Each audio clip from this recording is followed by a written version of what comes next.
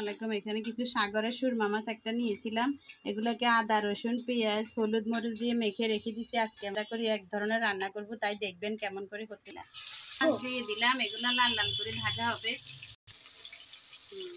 মাছগুলো যখন লাল লাল করে ভাজা হয়ে গেল তখন দিয়ে দিলাম 2টা টমেটো কুচি করে এভাবে কেটে। আজকে এভাবে খাবো, সবসময় একই রকম খাওয়ার ভাল লাগে না। দিয়ে দিচ্ছি কিছু কাঁচামরিচ, ঝাল ঝাল করে আজকে ইফতারে সেহেরির সময় এটা দিয়ে খাবো। সবসময় একই স্টাইলের খাবার পরে দিয়ে দিলাম উপর দিয়ে একটু লবণ।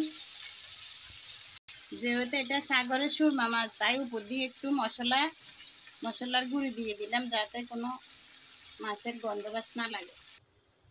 দেখেন মাছটা এভাবে ভাজি করলাম আজকে, কেমন হয়েছে দেখতে। আজ এভাবেই খাবো। শেষ রান্না এটা, এখন নামিয়ে ফেলবো। কালারটা কেমন এসেছে।